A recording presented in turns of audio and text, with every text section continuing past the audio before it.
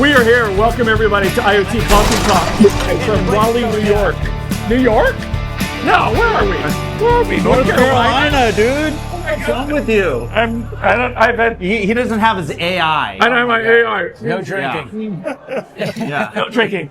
All right, who do we got here today? I don't know. Some incredible guests, actually. All right, we got Matt Eastwood here.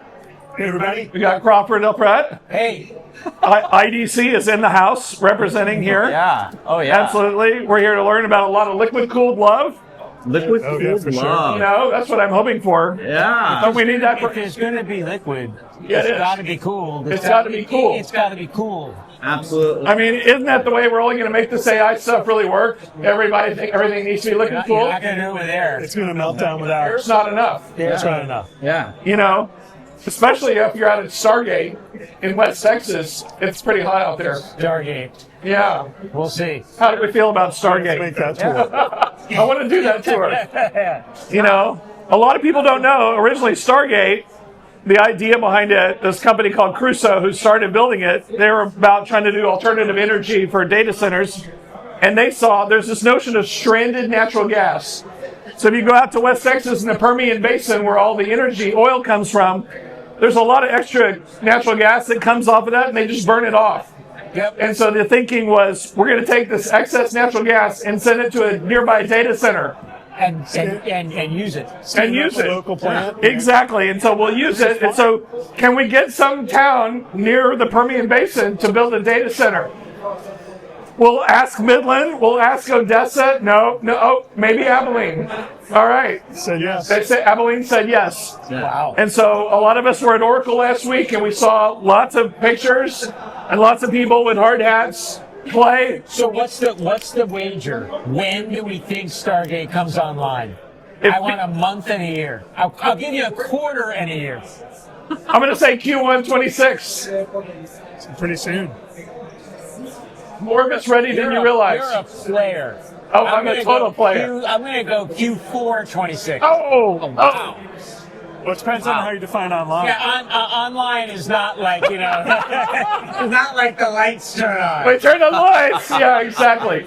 Well, but, you know, you think about these data centers, it's not just one data center. It's like a complex. Yeah, keep talking. Multiple data centers. The whole complex comes online. Oh, wait. You walk right into that. We'll have one data center online in Q1 with a lot of GPUs.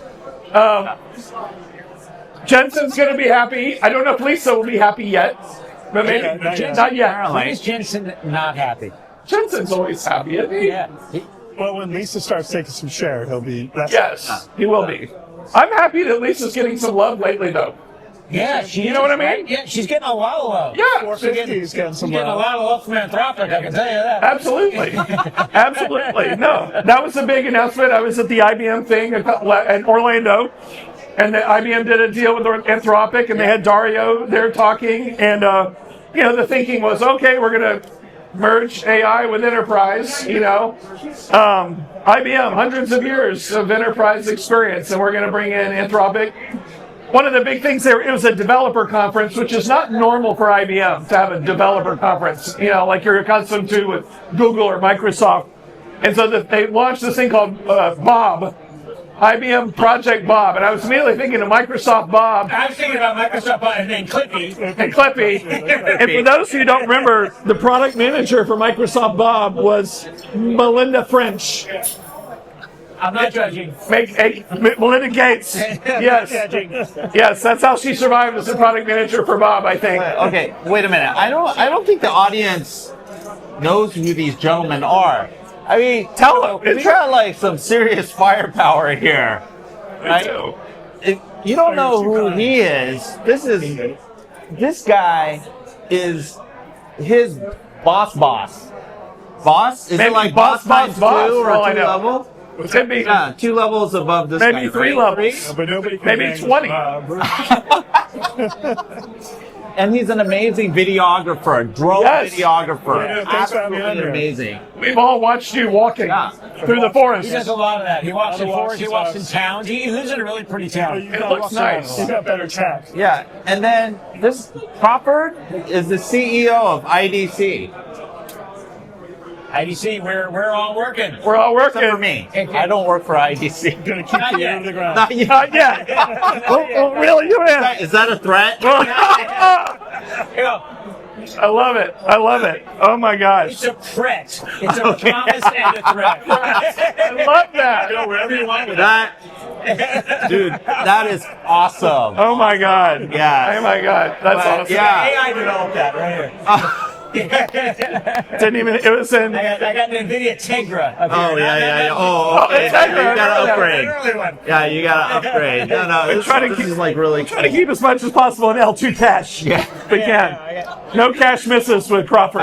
Absolutely. Yeah, but we're here actually for Lenovo's global Yep.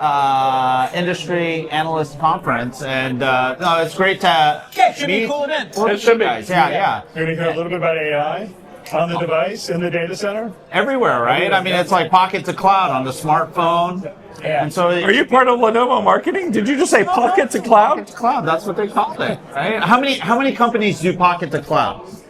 How many OEMs? Alfred, man. That yeah. I mean, you know. Well, if we still had Windows Phone, but never mind. No, but I don't want to seriously, go there. I don't want to go there. Yeah, but I mean, you're right. Very few. right. Yeah. Put Google in there.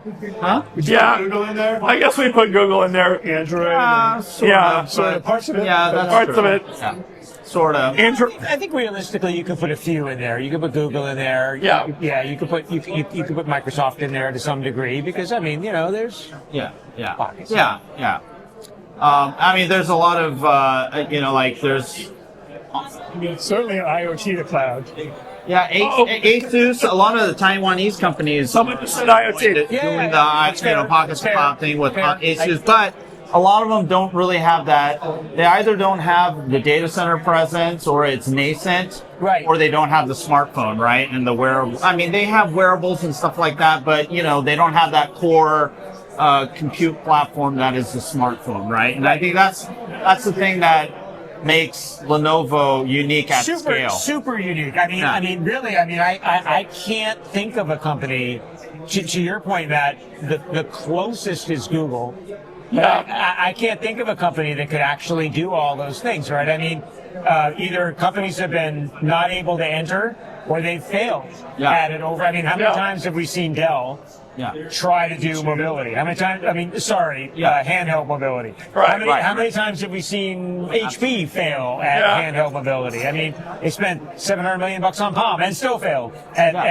They just couldn't do it. Loved WebOS, by the way. The web Hey, OS.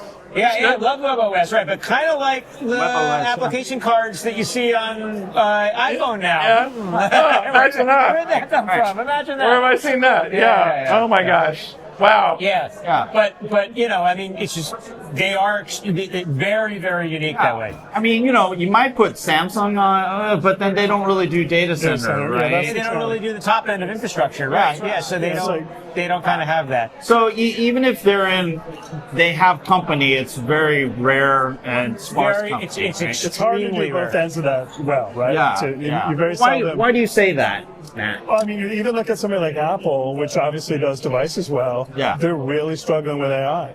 Yeah. How to implement AI on their device. Certainly, they don't do data Actually, center. I will add one to the list we haven't talked about. Huawei. Huawei. They've got a cloud. Huawei's got a cloud, they've got infrastructure, and they got mobile, and believe it or not, they've got PCs. Yeah. They do. Parts, Yep. too. Well, that's a PC with wheels. And do you know how I knew that Huawei had a cloud?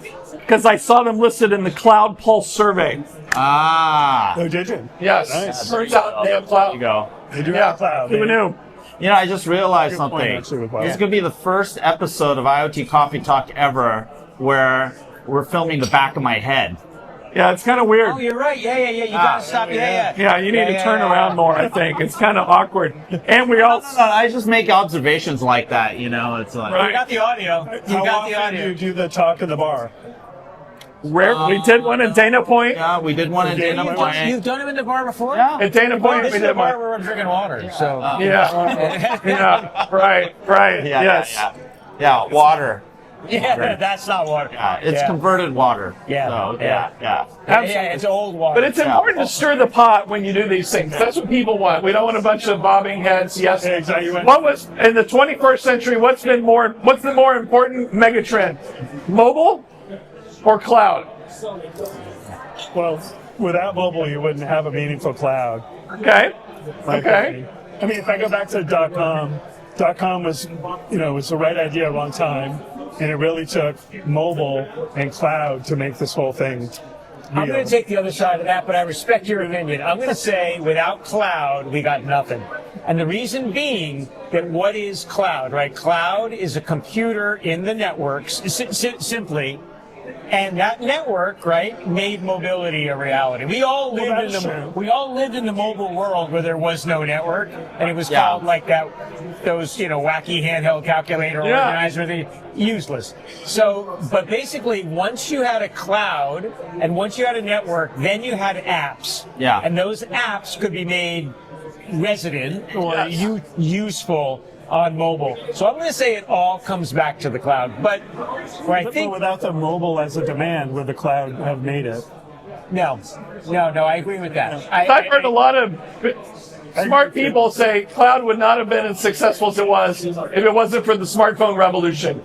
Because it drove. It was extremely symbiotic. They were symbiotic. It was. I mean, and these things all we take for granted. But I think what you're kind of getting at, which is the question I'll pose, is AI, cloud, mobility. 3 eras we've all lived through. Yeah. Which, when we're all at the old folks' home, sitting in our rocking chairs, which will be the biggest? You mean next year? I mean, right now? Maybe next week. By the way, I'm not going to stand up. I'm just going to sit right here. Oh, that's a good one. Because Cloud, mobility, AI, which will be the biggest one when we're looking back? Wow. From an impact perspective, it's kind of hard to... Pick your metric. I'm going to pick AI from an impact on business. Yeah. I think you're right, by the way. I think AI...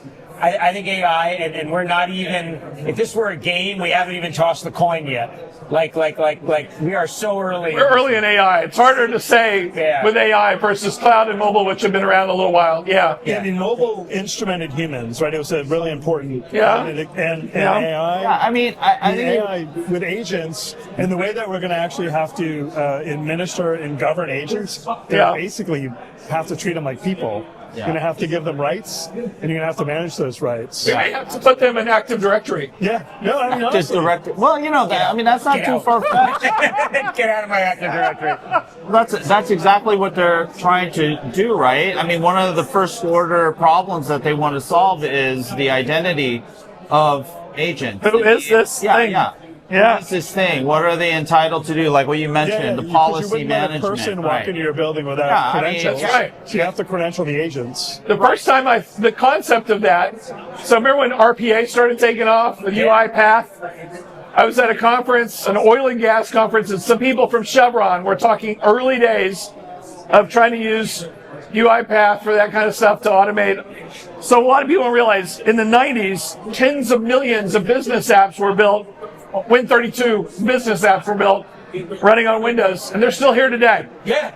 And that was a revolution because it helped automate things, but now RPA was, okay, now we're going to automatically click all the things for you. And those people, the first time they said this RPA agent, this was in 2018 at this conference, we put that agent into Active Directory because we needed to treat it like he was an actual employee. At Chevron. And I was like, wow, that is interesting. First time I heard anything like that. That's why I'm kind of today I'm thinking, these AI agents, we're going to have armies of agents working for us. How do we treat them? Yeah. So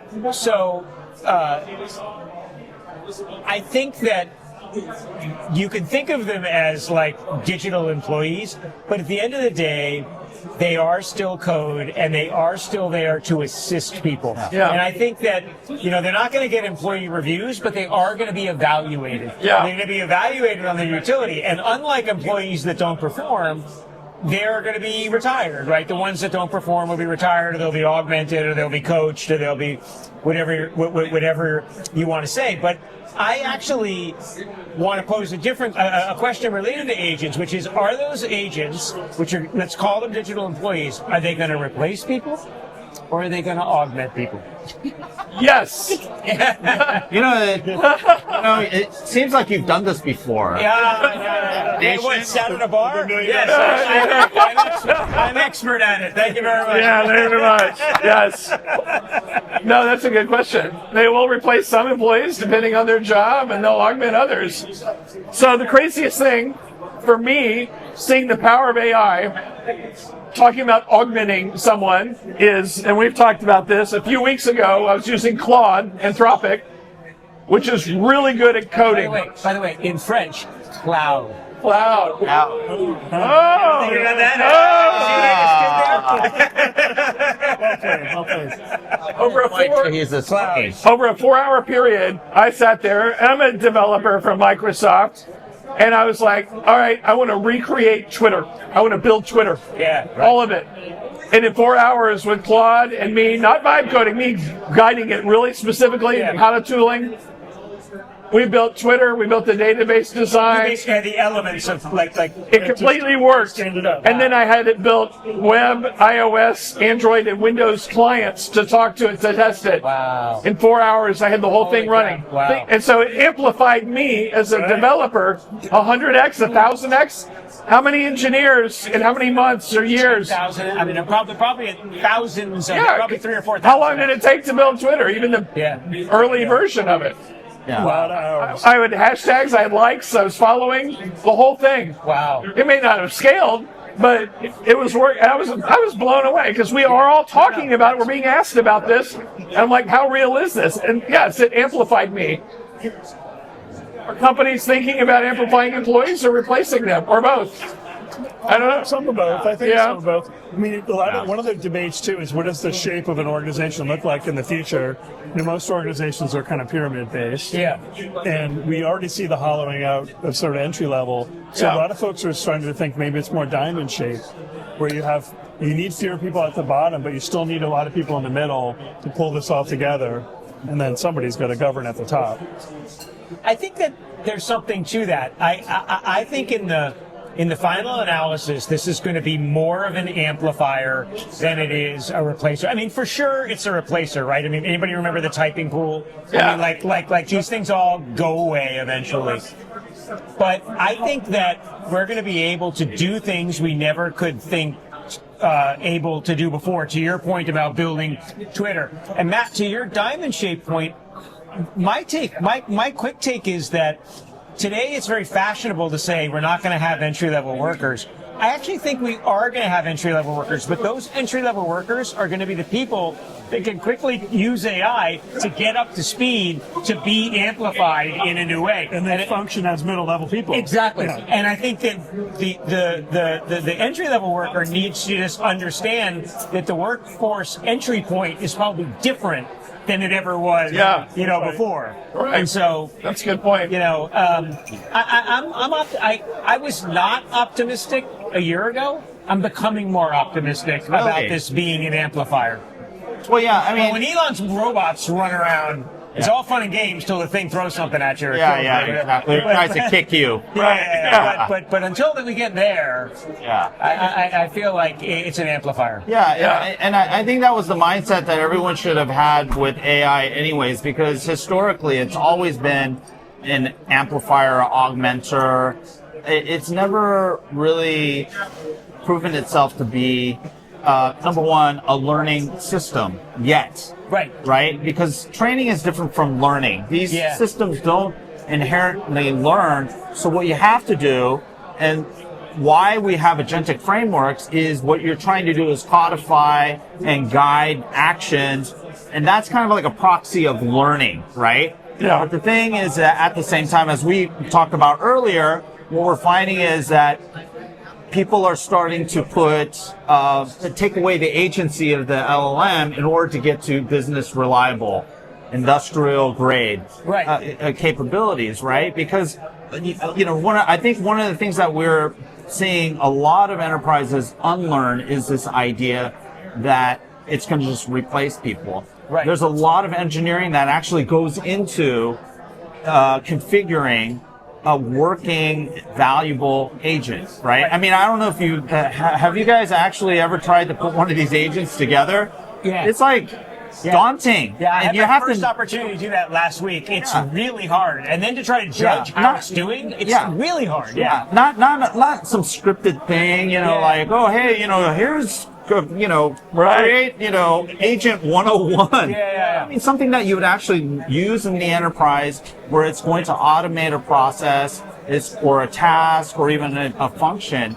It's not a trivial thing, right? And so I think, like to your point about the policies, managing the identity, I mean, there's an entire stack of things that you have to manage beyond just the identity. That's foundational, right? And so these are all the things that I think we're going to continue to learn, because it's not necessarily the case that everyone's kind of thought through all the levels of the stacks and how it all should come together. Because like when I was at Cisco Live, one of the clients, he got up on stage and basically said, he's the CISO of Ford Motor Company. He said, if anyone tells you they figured out how to do agentic security and identity management, I'll tell you right now, they're lying. I mean, that's where we are with stuff right now. Completely. And I'm sure that the guys at Cisco didn't exactly want to hear that, but that's what their client was saying. And so, but that's a problem to be solved, right? And the question is how do we solve it? How quickly? And then how much does it cost to actually maintain these things? And does it actually save jobs or create new jobs? Right? Babysitters, what we call AI plumbers, AI janitors, and AI babysitters. Those are the three roles of the future. At this point. Right. So far, Now stick that into your chat GPT and create a nice graphic. Exactly. Oh my God. You're right. So I think part of the problem is that today you have a nearly infinite set of use cases being brought to the AI in the form of people using ChatGPT and everything else, where in fact it's going to be the inverse of that, and that is that soft SaaS today has codified different things that people want to get done in the enterprise, and that takes the form of Salesforce, takes the form of Workday, it takes the form of marketing software, all those things. Finance, ERP, all that stuff. And what we need to be able to do is now the hard work of building intelligence and ultimately agents on top of those applications to make them smarter. Because the use cases don't really change, but the tools and the efficiency to address those use cases do change. And that's what the hard work is going to be of the next decade. And I really think some of them are going to hit and some of them aren't going to hit, and some people are going to invent new software categories that can be intelligent from day one. But that's going to be the magic of agents. It's going to be watching this fragmented software world become more and more and more useful and intelligent. Not people asking what the weather is going to be at ChatGPT. I mean, that's a fun parlor trick, but it's not something that I think you're going to get the big unlock from. We'll see. Your bosses are pretty smart, man. I guess that's why they're my bosses. That part of that diamond thing he was talking about. I don't know if our audience can handle you guys. The only thing I'll add is I think we're just seeing a repeat a lot of the same patterns we've seen historically in our industry. So for the enterprise, for the customer, you want to put your focus where you can differentiate. So there are parts of the business where you can make a really big impact by rolling AI in, and those tend to be the parts of the business where your people are. So if you're a manufacturer, it's really going to be on how you do process automation, how you do supply chain. If you're a services org, it's all there. If you're a go-to-market sales org, it's there. I just think people have to keep in mind where they can differentiate and where they want to focus versus what's less differentiatable, where they want to go more table stakes and off the shelf. AI plays everywhere, but you really want to focus the attention where there's differences that can be made competitively in the market today. And that's not thousands of bets, that's a handful of bets for most companies. To do it at scale. You know, and another angle is in dealing with complexity, the increasing complexity of like everything, whether it's supply chain and whether or not it's like for instance, like one of the things that we brought up on our show a few weeks ago, semiconductor design, right? Test validation, all these things that are becoming increasingly and quite frankly, truly exponentially more complicated. Right. How do you use AI broadly, the enhanced ML capabilities from a compute standpoint, but also the generative stuff? How do you leverage that and create a tool chain that allows you to scale out your ability to deal with increasing complexity? And, you know, I think the semiconductor industry is a perfect example. Yeah. If Mario was here, he would vouch for me. You guys... No. Mario's a dear friend. I love the guy. And are you going to say that he's wrong? He would say you're spot on, and I believe you're spot on, that is that we forget how complex semiconductor design, the software that resides. I usually like to joke with Mario. Mario, you don't cover semis, you cover software frozen in silicon. You know, that's really what semis are, and people forget how complicated software is and will become. And you know, for years we would design semiconductors that were way ahead of the software, and then the software would catch up. And now we've got this opportunity, to your point, Leonard, with AI, to design software and semiconductors that really scale beautifully together. And I think it's going to unlock just incredible breakthroughs in things like life sciences and drug discovery and disease diagnosis and treatment. It's going to be a marvelous time because we're able to deal with this complexity. But that's back to the efficiency point. That's back to the point that we can be more efficient than we've ever been before with this technology. So I couldn't agree more. Semiconductors are a great example, but it's going to be an unlock across many other areas. I mean, drug discovery, all these like prototypical supercomputing problems, right? I think it's, I mean, there's no doubt. Energy, climate, energy, energy crisis AI is creating. All those things. When you look at the whole tech stack, starting with silicon and then into systems and software and then services at the top, does AI help accelerate the design? So basically the whole development life cycle of new products. You just drop it in here. It could, right? So all of a sudden, whatever you want to do. Well, maybe, I don't know if you're introducing things at a faster cadence or there's just more in each release, but either way, you're going to unlock a lot of value here more quickly. Absolutely. And the other thing I was thinking about, think about like the technical debt problem in software a lot of organizations have. Right. And you know, that's like a backlog of complexity and junk, valuable junk that people, you know, a lot of organizations don't want to deal with. And what if you can leverage generative AI to help you sort of mediate all of that, right? And then that's another opportunity to infuse extensibility and give me another buzzword. Give me another one. Yeah, come on, help me out, guys. Extensibility. So, you guys are IDC. You should have all the buzzwords. We drip them. But here's my thing, Leonard. I love how Matt was like just staring at me, going, "You're probably going, oh my God, you would never be able to work." We'll give you access to the library of terminology. Our library is big thesaurus. Your nickname's going to be Roger. You're like, that's right, Rocher. I love it.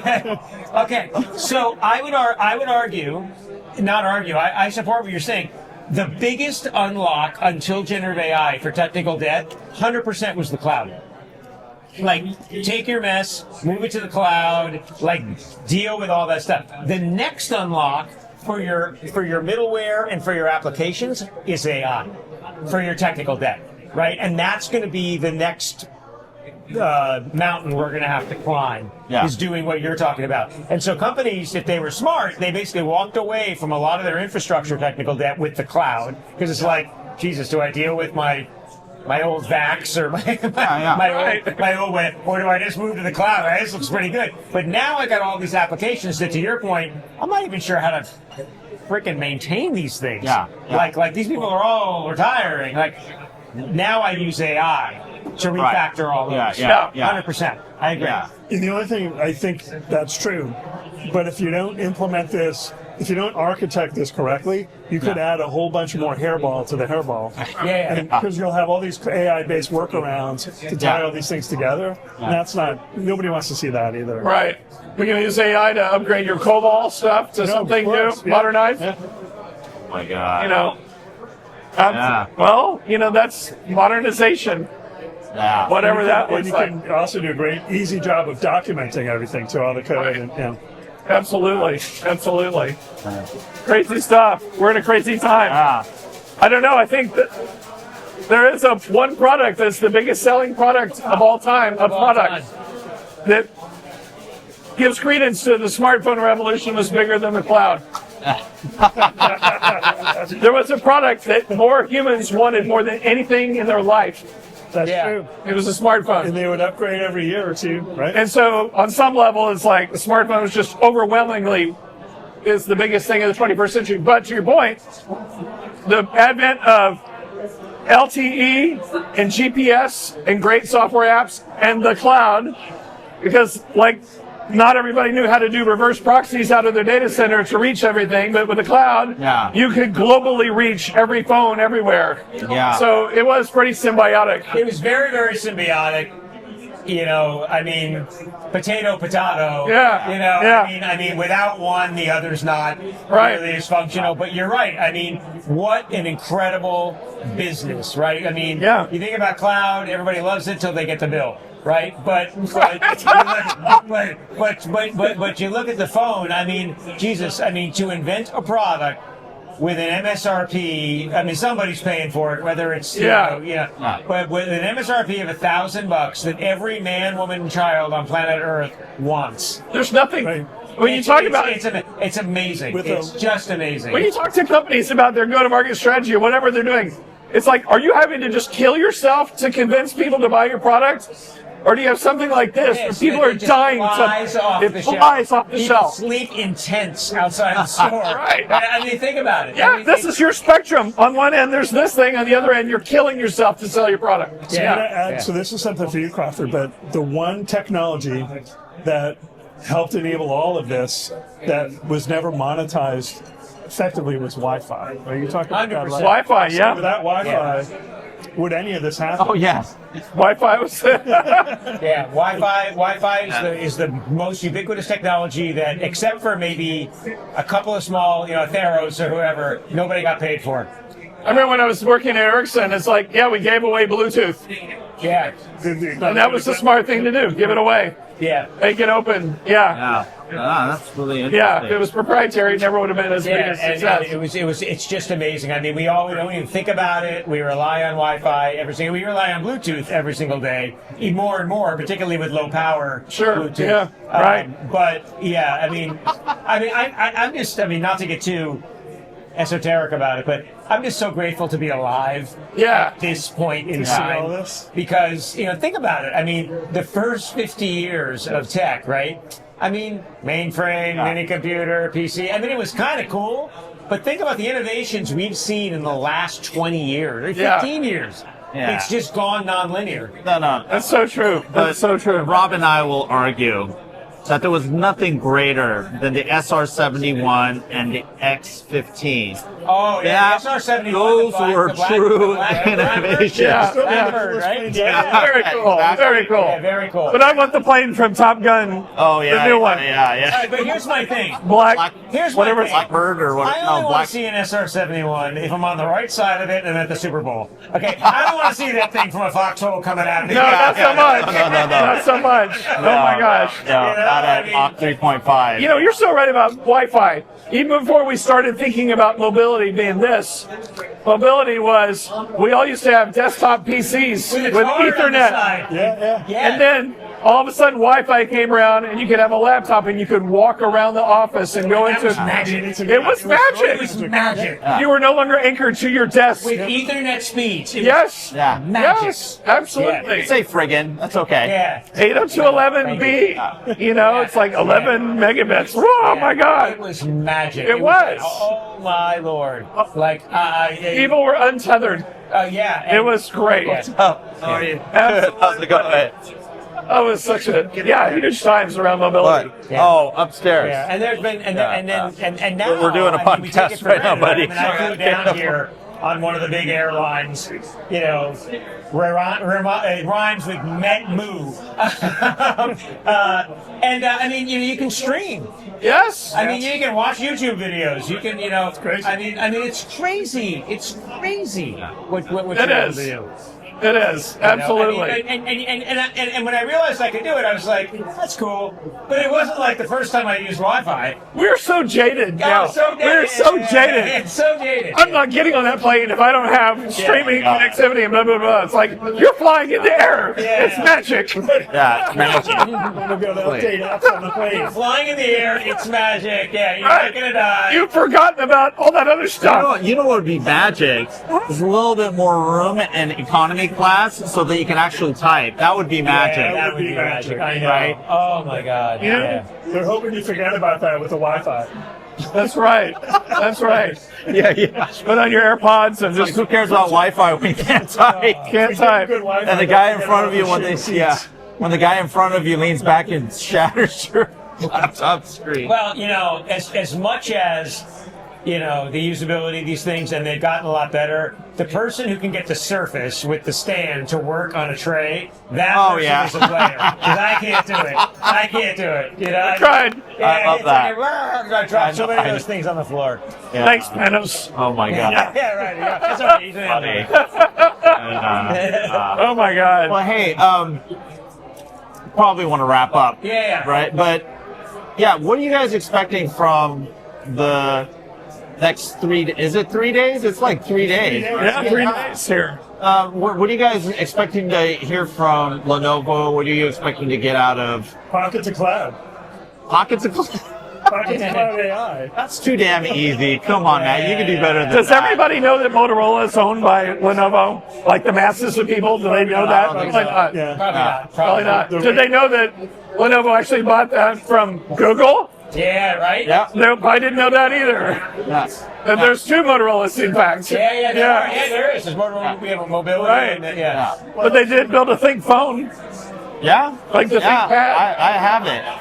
But you want to start? On the data center side, I mean, they have all the pieces. They have always been a top player in HPC, and they've had very, very strong power cooling solutions, particularly on the liquid cooling side. So I think the whole focus on the infrastructure side is going to really be on full stack and how they can bring those solutions to market with some pretty cool services.